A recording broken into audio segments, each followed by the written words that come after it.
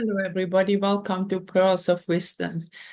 I have a full moon reading for you today, and it's just unbelievable that the time went so fast and it's already full moon again.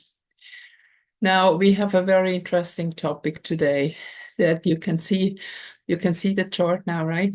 So we can see that we have a triangle, a blue triangle, which is a gift, which is a benevolent, good gift. But at the other hand, we have this red-orange triangle here, which is a karmic issue.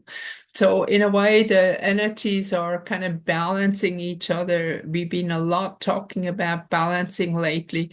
And also in this chart, the chart that is made for London, a world chart, is with an MC in Libra. So it still is a lot of balancing with the AC in Aries here, which is a fiery energy. But you can also see here on the right side that we have practically no fire. There is only AC, DC, AC and IC here in a fire sign, but this is not an active component in the horoscope.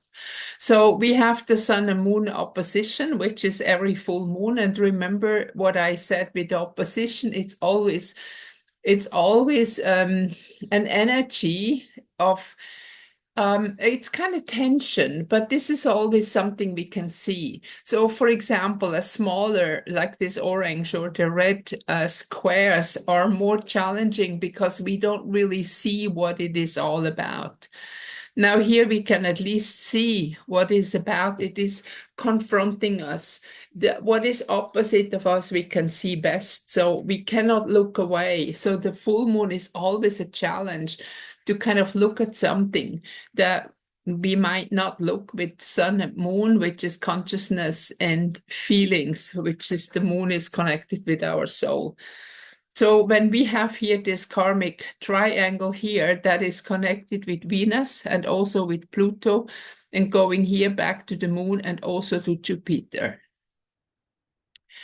Now, what that means is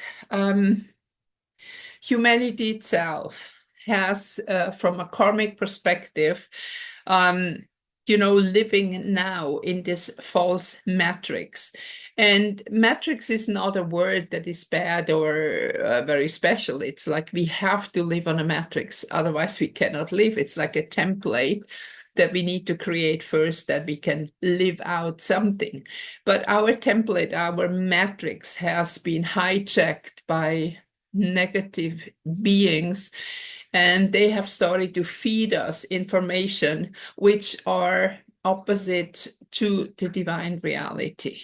So in this realm where we live now, and it's maybe better to talk about the realm and not the planet, because when everything is energy, it can be different than people think it is. So when we look at it, what is the topic here? Now we have here Pluto and Venus. And Pluto, when you look at the sign, there is the moon that is holding the circle of the sun, and across beyond that is materialization. And the sun represents consciousness. And those who are new to my channel, please, the sun does not represent who you are. So the I am this or I am that is a complete false statement. The most likely that you are is the avatar, which is represented by Mercury. Mercury is retrograde. You see, we have many retrograde planets here in the moment. And the retrograde planets give us a pause. They give us a moment to look into things, to stop, to look deeper. Actually, the retrograde phases are very powerful if you know how to use them. But in general, people just look at them as a nuisance. But since we are here looking at the sky from the Earth circles around the sun. Some planets are seemingly going backwards, but it's just an ellipse, because if you would look from the sun, all the planets would move forward. So it is, again, it is a perception that is connected with the matrix of our realm. So when we look at these karmic issues that are here, which are shock aspects that people have had traumatic experiences in past life and mistakes we make, and again, look at the word mistake. A mistake is not something you can have. A mistake clearly states this is something that you missed to take. It's a lesson not learned. So you missed to take the information from that lesson, what you could learn from it. And when we look here at Venus and Pluto, you can also see Venus inside of Pluto, no? And then we can see Mercury with the moon, the receiving. So this is the avatar, how it functions when we are here, our soul having a human experience. That is like we see something, we hear something, and then that comes into our consciousness. Sorry, it's Mercury retrograde, also sometimes very difficult with explaining things. So the moon represents the input that we have. The circle represents the consciousness. So I see something, I hear something, I smell something, and I consciously process that, and then I act or react to the situation, which is the cross, which is manifestation. So when we look at these planets, and we have also an aspect here, a green aspect, which is a learning aspect. This can be like a little gift. We can learn something out of it too. Venus in Capricorn is like, we have to put all the camouflage away. In this time of a very, very, very long time in the false matrix, where a false matrix has been inserted in front of the divine matrix, the original divine matrix, we have been deceived with information, with teaching that are not positive in a life-giving way, but it is negative in a way of destruction. Wait, give me a second, please. Gosh. They have a problem here with something. They call me all the time. Okay, see, that's another thing about Mercury retrograde. It's just a bit crazy. I have misunderstandings the whole morning here. So anyway, let's go on. So when we have these orange lines, that means that this is something that we need to resolve, like not just at an individual basis. So when I have your individual chart and I do your personal chart, you can see what karmic lessons that you have that are not yet resolved. But if we go for full moon and dark moon, what I do, this is more the global part of what the whole global part of humanity has not resolved. And since most humans, say 90+% humans, are so brainwashed that they cannot see anymore the divine matrix underlying of all the false information. And that information goes very far. It is all about food, it is about living, it is about temperatures, about climate, it is everything what is generally taught today. All this mainstream media things that are out there are information that are not according to the divine truth. So the fact that we need to unlearn most everything what we've ever learned is a very, very difficult undertaking. And most people have a problem to let go of old beliefs. It is really not easy. It's like habits and beliefs. And I often recommend, the first thing you can do to let go of old beliefs, of old system, is start to change your food habits. This is on a daily base, on a little base. Like, for example, if you drink coffee every morning, stop to drink coffee in the morning, drink maybe a tea. Or if you eat a certain thing, change that, or even go so far to have something for breakfast or lunch or whatever. Every time a little bit different, not your habit routine. Get out of your routine. That's the only way how we can break habits. And the retrograde period that we have with all these planets in the moment is maybe that we can dive into all these insights that information, inspiration can reach us that cannot reach us when the planets are going forward and we just are running forward, straight forward. Because now when you're held back, we cannot just go on the horizontal level forward, forward, forward, but then the vertical level comes in, and if you hold on and be still for a moment, you might receive intuition, inspiration, information. For example, if you do meditate, which is a good moment of silence, of stillness, in whatever form your meditation is, that information can reach you. Generally, in the daily busy life, information from spirit can hardly reach us because we are too busy. So you can also see the horoscope is kind of busy. That means a lot of things are happening here. And with this sun-moon opposition that we have, is always like a male-female energy. We've been talking a lot about balancing before, and you can see here the MC, which is the goal of the horoscope, what we should reach, is also in Libra, which is about balance. And the AC, what is starting out, the first part that comes up here is Sagittarius, which is ruled by Jupiter, which is also retrograde. And here in Sagittarius, we have no planet. They are already in Capricorn.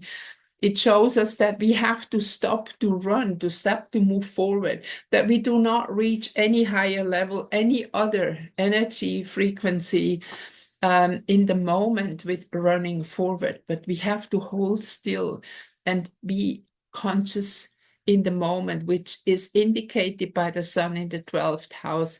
This is our consciousness need a break in the moment to be able to see, to conceive, to receive the messages that it needs for Venus to tear down all the camouflage, that we can see the truth behind everything, what is like you see all the decoration, and especially now this time of the year, and the decorations are hiding something. And you know what? I had a very interesting information lately. I heard somebody saying that the tradition, Western Christian, how we celebrate Christmas, that they cannot understand why they cut a living tree in the forest, put it in the living room, decorate it, and let it die under the decoration. Just think about that. I don't give you any comment, but that is something that really kind of hit home. So when we have now, here we have a red triangle. This is the challenging triangle that goes to Neptune. And again, Neptune, first of all, it's in Pisces. It's in his own sign. Neptune wants to dissolve things. Neptune is also the deceiver. Neptune is the planet where we cannot see what really is going on. And I think it is very accurate when you look at the situation that is outside in the world, including politics and everything. We don't really know what's going on. I mean, there is a lot of information. There is the mainstream. There is all kind of other messages that come through like other channels. And you can see that very often, many people say similar things, but a little bit different. So it's very, very difficult to see the truth. And the yellow lines that we have here is like, use your own inspiration, use your own judgment to feel what is right for you. I stopped the moment because of the word judgment. This is also one thing we have to learn to let go. But still, there is a certain judgment that is more actually discrimination that we need, because we need to figure out what is good for us and what not. And this is not about judgment, what is outside. it is just about the discrimination in a very personal way. Say, for example, somebody cannot eat the certain things because of an allergy. So you have to discriminate not to eat, like, for example, peanuts, because this is not good for you. But you don't say that peanuts are bad because other people like them. In this way, discrimination judgment is absolutely needed, but not that say something is good and bad. It is just like in the context for that person might be not good because it triggers a reaction that is painful. And so it is a time when it's very difficult to see through the illusion, to see through. And I think many of us, we just have to lean back, observe, and see what's coming out of it. All we can do, and I said that also before, to help for the balance and to help to move on into a higher dimension, is not in an active way that we can help, like heal somebody or whatever. We don't, the healing time that we do healing work is actually over. We are not supposed to do a lot of healing work anymore, because the only healing work we do is for ourselves now, because the timeline have split already. And I used that sample before, and I have pictures in my blog, and I can add them again in this one, because from the what is it called? The spy? No, not spyglass. What is looking glass? That they had to figure out to be a step ahead of humanity is a way to see forward. But now the project, it all, and whatever psychic, whatever people have been involved, all the timelines have come together to one outcome. And this outcome is the split of the timelines in general everywhere. So I use this sample, and I use it again here, that all these trains have come to one train station. And from one train station, there are two ways out. One is into a higher realm, that are those who are moving slowly into fifth dimension. And then is another one that goes down to lower dimensions. And then from this split that we have these two, we have again two train stations. And from there, they split off in many different timelines again. So there is like people who are already destined for another timeline. You cannot do anything. That's what it is chosen from the soul level. But all of these second train station where things are moving out again are not on the false matrix anymore. So everybody who is moving there has a chance to evolve again. And depending on what consciousness level these people are, this is where they are being picked up. And from there they evolve. So some people are in kindergarten, some are in first grade, some are in high school, some are in university. This is exactly what is from the soul evolution, from the human experience, where those people are going, and from there they are picked up and move forward. So when people go out of your life and you suddenly have no contact anymore, when you suddenly cannot reach somebody anymore, or you realize, oh, I haven't seen that person for a very long time, let go. That's the only way what we can do now, because now that balancing part is, first of all, everybody has to balance her own karmic issues in the moment, and depending on how they are being balanced and what experience they have or they don't have, they are sorted with that into the train. They are moving on forward. And this triangle here that I mentioned in the beginning here, that is also connected with the masses of humans. This is the energy of the soul evolution will be the major criteria that the avatar, the human being, that we can also say part of the ego, is sorted in a certain place where he or she can again evolve in an organic way.